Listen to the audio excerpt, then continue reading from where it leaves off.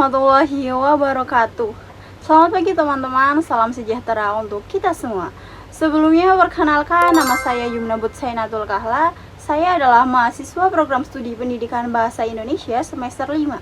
Di sini saya akan menuntaskan ujian tengah semester dengan mata kuliah Public Speaking yang diampu oleh Bapak Yusan Wahyudi MPD. Pada kesempatan kali ini saya akan berbicara tentang apa itu public speaking dan juga bagaimana sih tips-tips untuk kita mengurangi nervous saat kita berbicara di depan umum.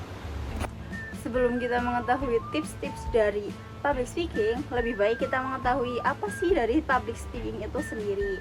Pasti teman-teman gak asing ya tentang public speaking. Jadi public speaking adalah seni berbicara di depan umum. Ada dua kata kunci nih teman-teman. Ada satu seni, yang kedua ada di depan umum. Yang pertama adalah seni, bahwa public speaking adalah sebuah seni dari per individual, di mana kita ketika berpublic speaking itu tidak bisa diplotkan bahwa public speaking itu harus seperti ini, public speaking itu harus seperti ini. Contohnya saja seperti Najwa Shihab dan juga ada Raditya Dika, bahwa keduanya adalah seorang pembicara dan tujuan dari keduanya itu sama, yaitu mempengaruhi audiensnya dan juga memberikan informasi kepada audiensnya. Tetapi gaya bicara dari Najwa Shihab dan juga Raditya Dika itu sangat berbeda, di mana jadi maksud saya di sini bahwa semua orang itu pasti memiliki skill untuk berbicara. Jadi jangan pernah bersembunyi di balik kata introvert, di balik kata pemalu, di balik kata kita tuh nggak mampu untuk berbicara di depan. Jadi semua orang itu memiliki skill untuk berbicara, karena di dalam dunia ini kita itu selalu membutuhkan apa itu skill berbicara. Contoh dari interview kerja, dari guru meyakinkan muridnya, dari dokter meyakinkan pasiennya, itu kan pasti dilihat dari bagaimana sih cara seorang tersebut itu meyakinkan saat berbicara. Sekarang kita masuk ke 4 tips untuk mengurangi nervous saat kita public speaking.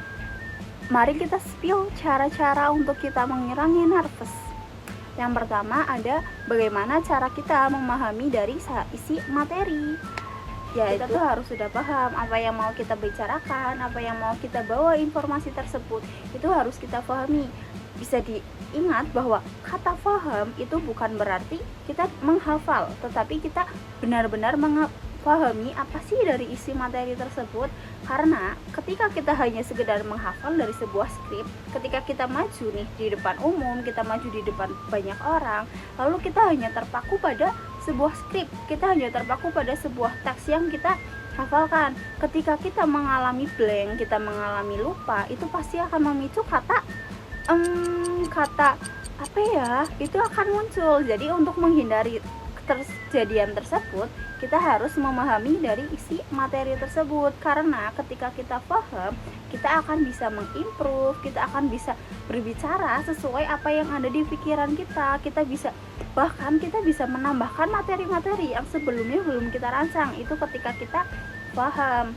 Bisa dipahami untuk yang pertama. Lanjut, yang kedua adalah intonasi.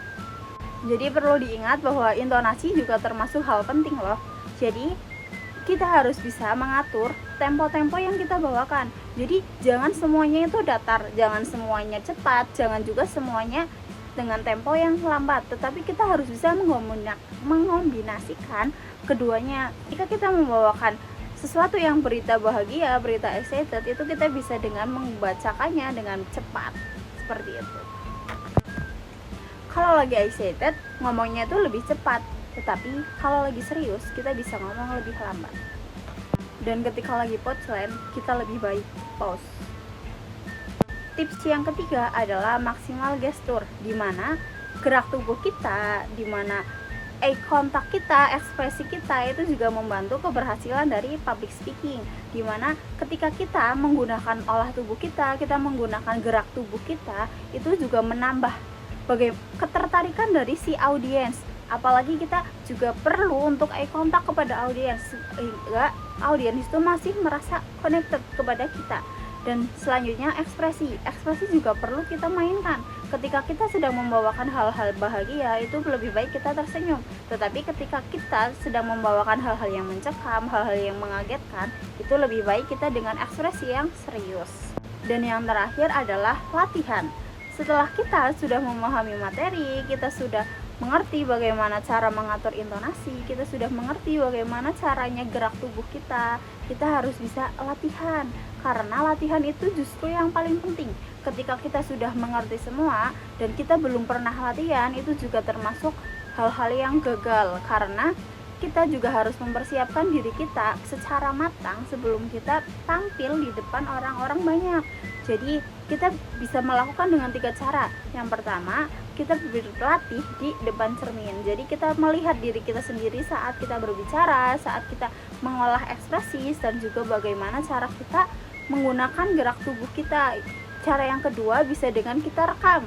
Jadi setelah kita merekam hal tersebut, kita lihat, kita evaluasi diri kita apa yang kurang dari diri kita. Dan yang terakhir bisa dengan menggunakan teman kita sebagai audiens. Setelah teman kita menjadi audiens, kita meminta evaluasi dari sudut pandang. Kita meminta evaluasi dari sudut pandang si audiens tersebut. Terus kita bisa memperbaiki apa yang kurang dari diri kita.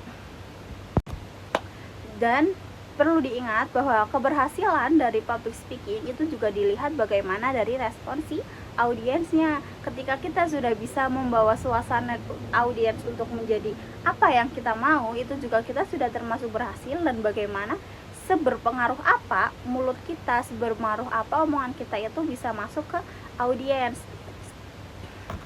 Setelah mengetahui tips-tips berikut, mau sampai kapan kalian menjadi orang yang gak mau berbicara di depan umum? Selamat mencoba.